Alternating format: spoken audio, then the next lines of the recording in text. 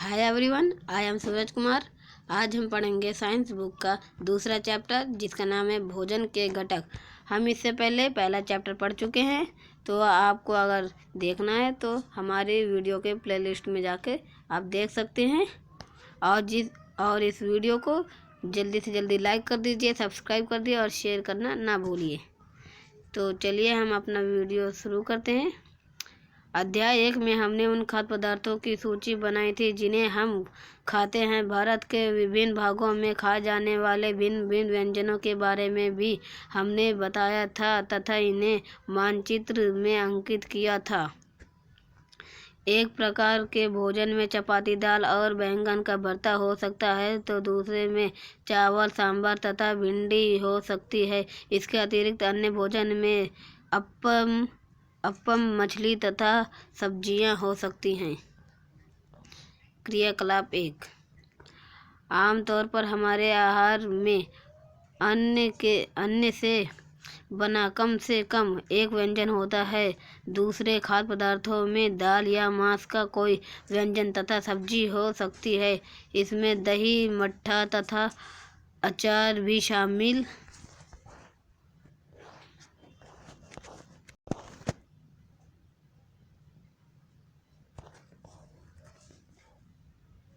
हो सकता है। इस तरह के आहार के कुछ उदाहरण सारणी 2.1 में दिए गए हैं।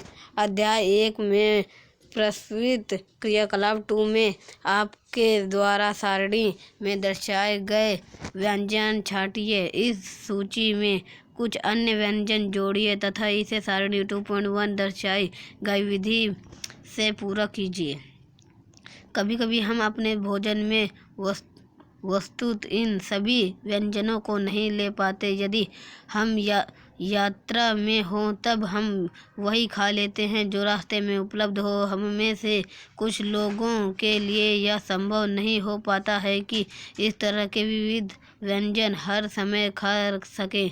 आहार से विभिन्न खाद्य पदार्थों के इस तरह के वितरण का कोई न कोई आधार होना चाहिए।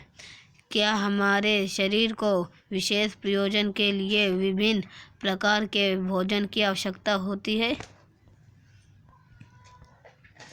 विभिन्न प्रकार के खाद्य पदार्थों में क्या होता है? हम जानते हैं कि प्रत्येक व्यंजन एक या एक से अधिक प्रकार की कच्ची सामग्री से बना होता है जो हम पादपों या जंतुओं से मिलते हैं। इस कच्ची सामग्री के संकटक क्या हैं? इस कच्ची सामग्री में हमारे शरीर के लिए कुछ आवश्यक पोषक होते हैं। इन घटकों को हम पोषक कहते हैं। हमारे भोजन में मुख्य पोषक कार्बोहाइड्रेट, प्रोटीन, वसा, विटामिन तथा खनिज लवण हैं। इनके अतिरिक्त हमारे भोजन में रुक्षांश तथा जल भी शामिल है जिनकी हमारे शरीर को आवश्यकता है। क्या सभी खाद्य पदार्थों में ये सभी पोषक उपलब्ध होते हैं? कुछ साधारण विधियों से हम यह जान सकते हैं कि कच्ची सामग्री या पके हुए भोजन में कौन सा एक या अधिक पोषक उपस्थित है। कार्बोहाइड्रेट, प्रोटीन तथा वसा के परीक्षण अन्य पोषकों के परीक्षणों की अपेक्षा सरल है।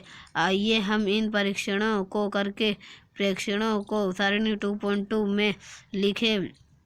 इन परीक्षणों को करने के लिए आपको आयोडीन, कॉपर सल्फेट तथा कॉस्टिक सोडा विलयनों की आवश्यकता होगी। आपको कुछ परखनलियों तथा एक ड्रॉपर की आवश्यकता होगी। इन परीक्षणों को पके हुए भोजन तथा कच्ची सामग्री पर करें।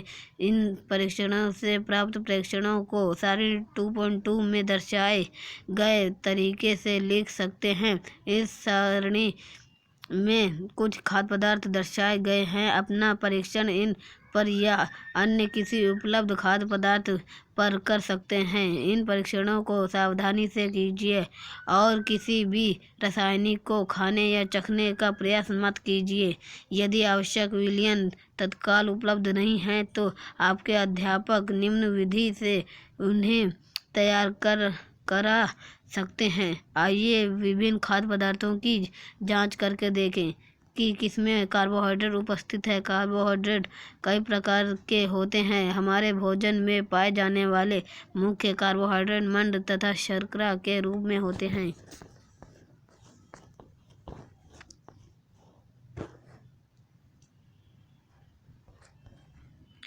यदि किसी खाद्य पदार्थ में मंड है तो हम इसका आसानी से परीक्षण कर सकते हैं।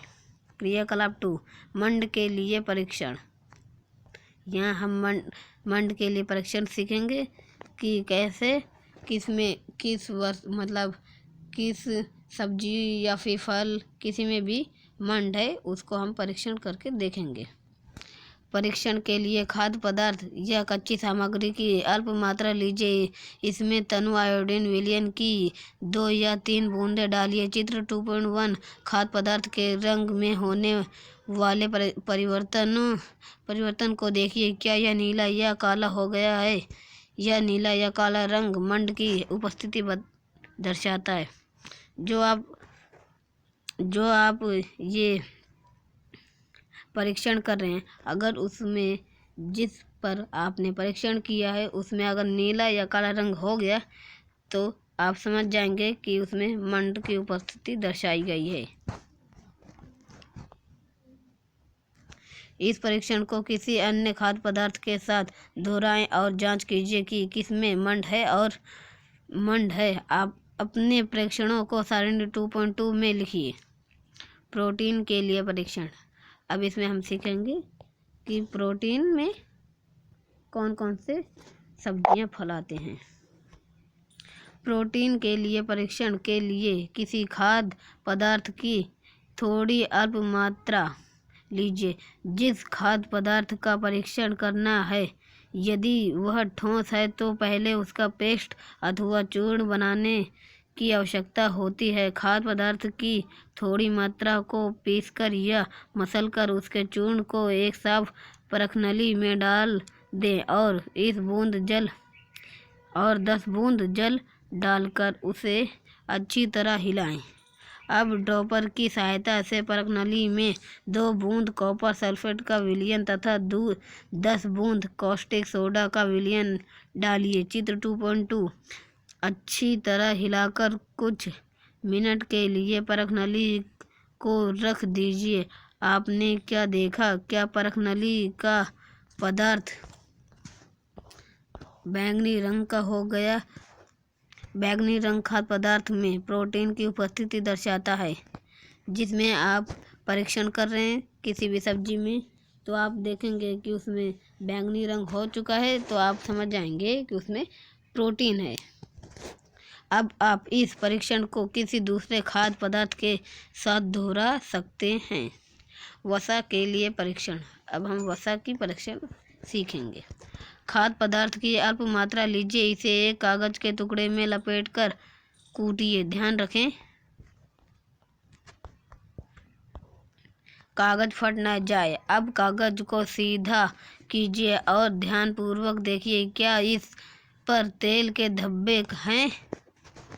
कागज को किसी प्रकार के सामने लाएं। क्या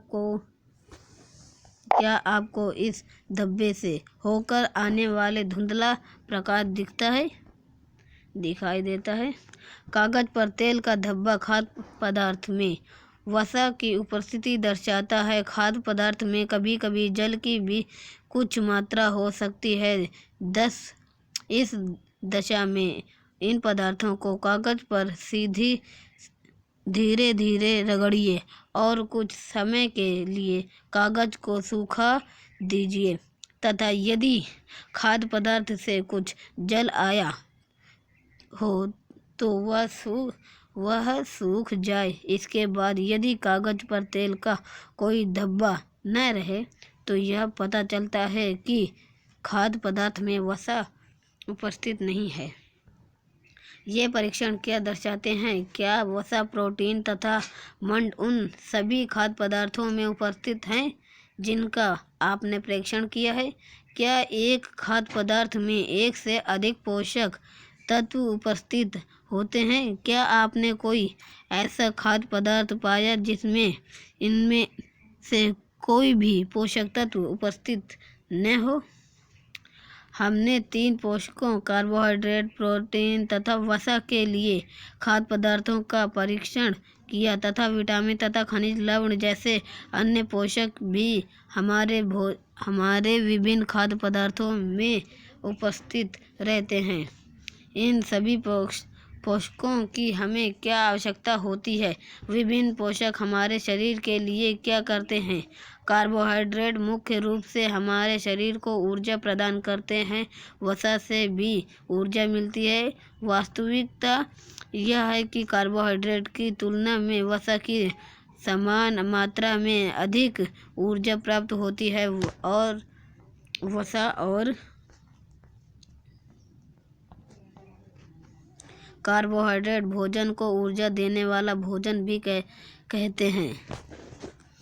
जो कार्बोहाइड्रेट है उसे हम ऊर्जा देने वाला भोजन भी कहते हैं। यह आपके पेपर में आ सकता है, आप इसे याद कर लीजिए।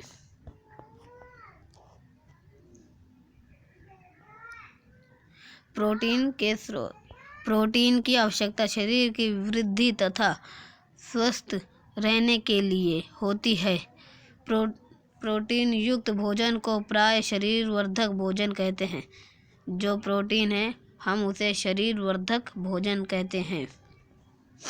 चित्र 2.5 विटामिन रोगों से हमारे शरीर की रक्षा करते हैं। विटामिन हमारी आँख, अस्थियाँ, दांत और मसूड़ों को स्वस्थ रखने में भी सहायता करते हैं। विटामिन कई प्रकार के होते हैं जिन्हें अलग अलग नामों से जाना जाता है। इसमें से कुछ को vitamin A, vitamin B, vitamin C, vitamin D, vitamin E तथा विटामिन के नाम से जाना जाता है। विटामिनों के एक समूह को विटामिन बी कॉम्प्लेक्स कहते हैं। हमारे शरीर को भी सभी प्रकार के विटामिनों की अल्प मात्रा में आवश्यकता होती है। विटामिन ए हमारी त्वचा तथा आँखों को स्वस्थ रखता है। विटामिन सी बहुत से रोगों से लड़ने में हमारी मदद करता है। विटामिन डी हमारी अस्थियों और दांतों के लिए कैल्शियम का प्रयोग करने में हमारे शरीर की सहायता करता है। विभिन्न विटामिनों से भरपूर भोजन चित्र 2.6 में चित्र 2.9 में दर्शाए गए हैं।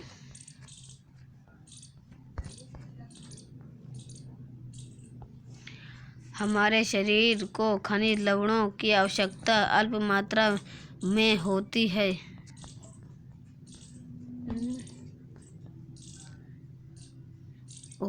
शरीर के उचित विकास तथा अच्छे स्वास्थ्य के लिए प्रत्येक खनिज लवण आवश्यक है। विभिन्न खनिज लवणों के कुछ स्रोतों को चित्र 2.10 में दर्शाया गया है।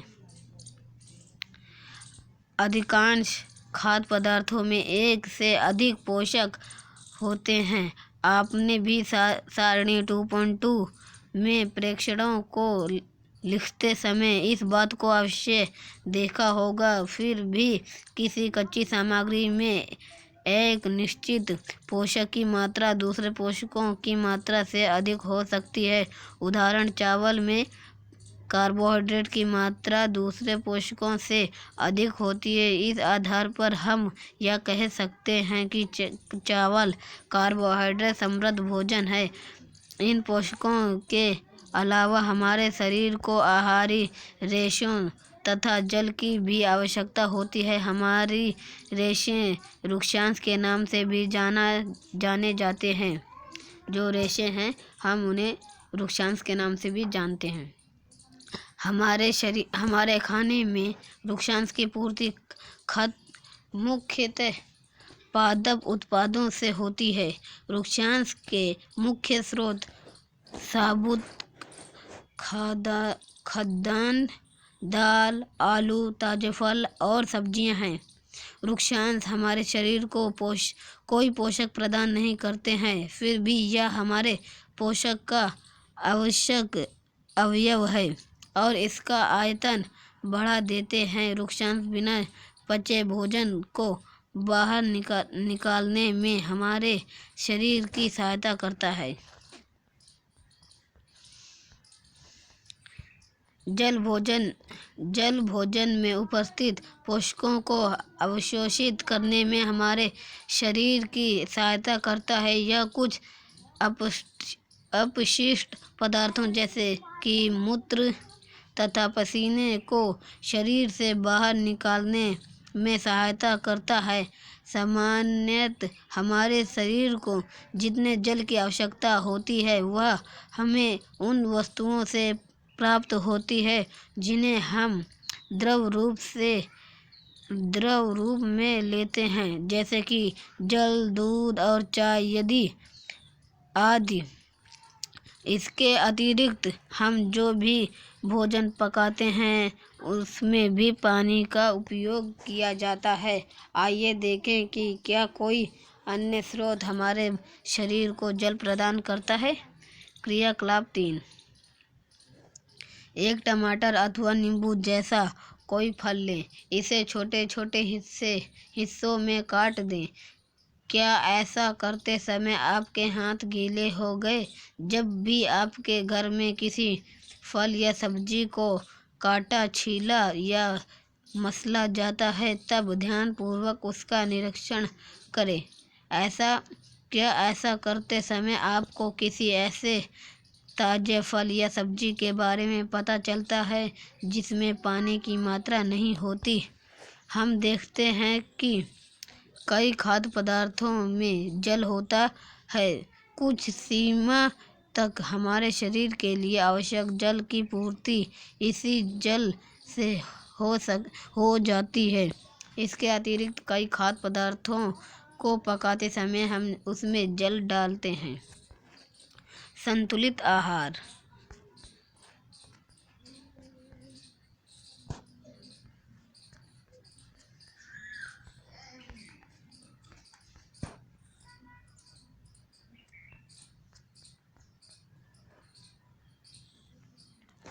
सामान्यतः पूरे दिन में जो कुछ भी हम खाते हैं उसे आहार कहते हैं। जो भी हम पूरे दिन में कुछ भी सब्जी, फल, दाल, चावल, कुछ भी हम जो भी खाते हैं उसे हम आहार कहते हैं। हमारे शरीर की वृद्धि और अच्छे स्वास्थ्य को बनाए रखने के लिए हमारे आहार में वे सभी पोषक तत्व उचित मात्रा में होने चाहिए जिनकी हमारे शरीर को आवश्यकता है। कोई भी पोषक तत्व न आवश्यकता से अधिक हो और न ही कम। हमारे आहार में पर्याप्त मात्रा में नुकसान तथा जल भी होना चाहिए। इस प्रकार के आहार को संतुलित आहार कहते हैं, जिसमें भी हमारे शरीर में सारे विटामिन, प्रोटीन, खनिज, लवण और पानी ये सभी जो होते हैं इन्हें हम संतुलित आहार कहते हैं। क्या आप सोचते हैं कि प्रत्येक आयु वर्ग के लोगों को एक ही प्रकार के आहार की आवश्यकता होती है? क्या आप यह भी सोचते हैं कि हमारा संतुलित आहार हमारे अतिरिक्त कार्य पर निर्भर करता है?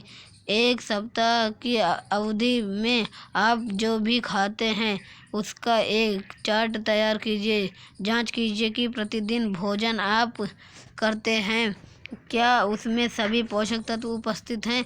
दालें, मूंगफली, सोयाबीन, अंकुरित बीज, मूंग व चना। किण्वित भोजन।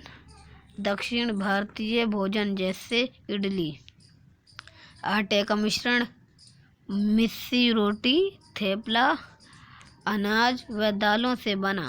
केला, पालक, सत्तू, गुड़, उपलब्ध सब्जियां तथा इसी प्रकार के अन्य भोजन कई पोषक उपलब्ध कराते हैं। इसलिए कोई व्यक्ति अल्प व्यय में भी संतुलित आहार खा सकते हैं। उचित प्रकार का भोजन करना ही पर्याप्त नहीं है, इसे उचित तरीके से पकाना भी चाहिए ताकि इसके पोषक तत्व नष्ट न हों। पहली यह जानने के लिए उत्सुक है कि क्या जंतुओं के भोजन में भी ये सभी अवयव होते हैं और क्या इन्हें भी संतुलित आहार भोजन की आवश्यकता है। हाँ, क्या आप जानते हैं कि पकाते समय कुछ पोषक नष्ट हो जाते हैं। छिलका उतारकर यदि सब्जियों और फलों को धोया जाता है तो यह संभव है कि उसके कुछ विटामिन नष्ट हो जाएं। सब्जियां फल की त्वचा में कई महत्वपूर्ण विटामिन खनिज लवण होते हैं। चावल दालों को बार बार धोने से हम उनमें उपस्थित विटामिन और कुछ खनिज लवण अलग हो सकते हैं।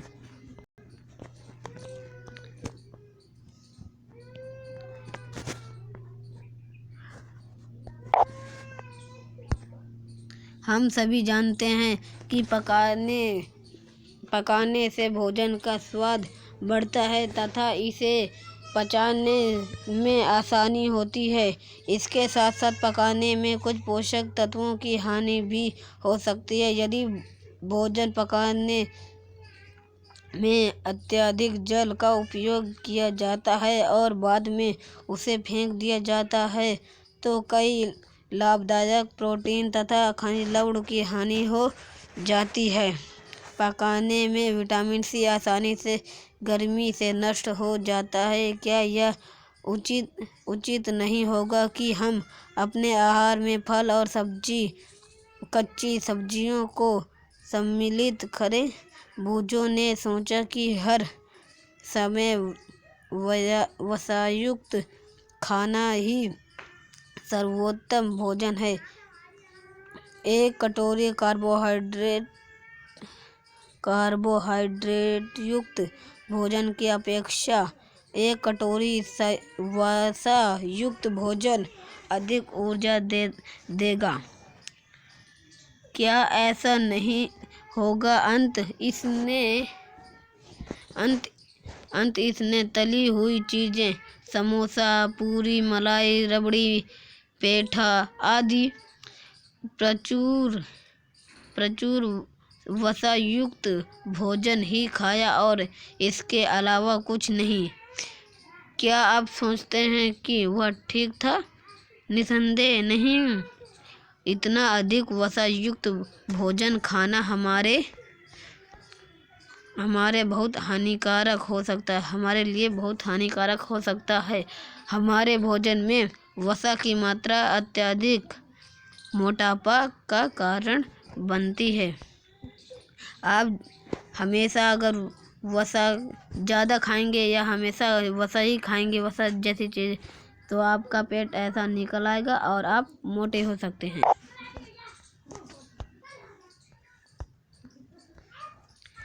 अभावजन्य रोग।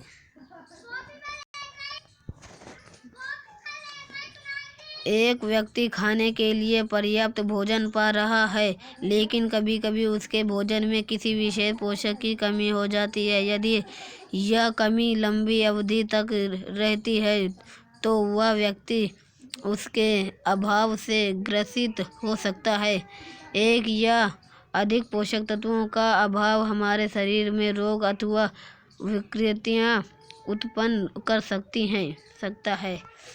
वे रोग जो लंबी अवधि तक पोषकों के अभाव के कारण होते हैं उन्हें अभावजन्य रोग कहते हैं।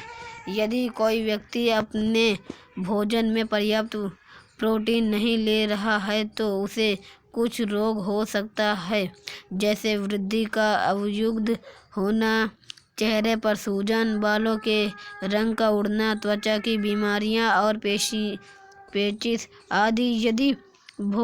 यदि प्रोटीन तथा कार्बोहाइड्रेट दोनों ही किसी व्यक्ति के आहार से एक लंबे समय तक अनुपस्थित रहे तो उसकी वृद्धि पूरी तरह से अवरुद्ध हो जाएगी।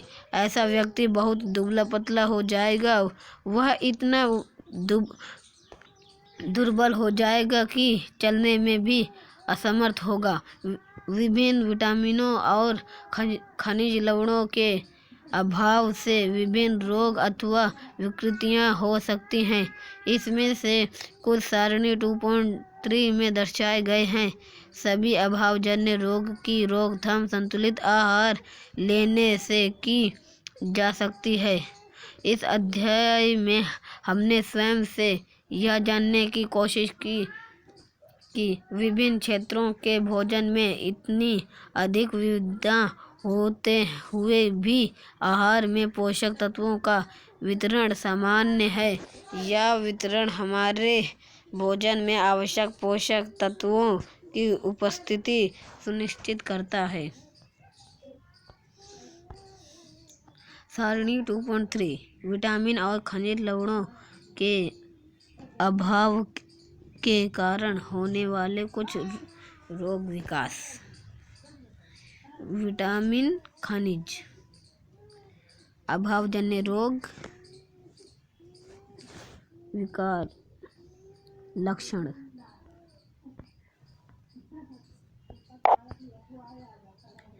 विटामिन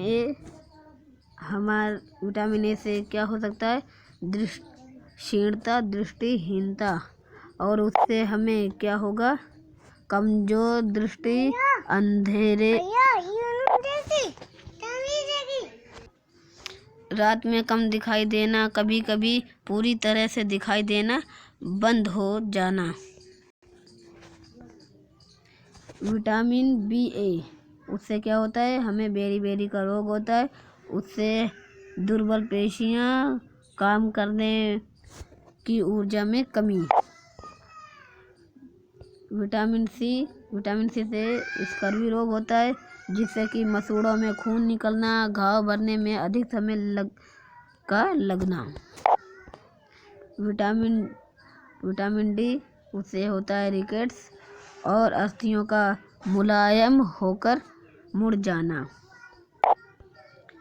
कैल्शियम से अस्थियों और दंतक्षय होता है, जिससे कि कमजोर अस्थियां, दंतक्षय होता है।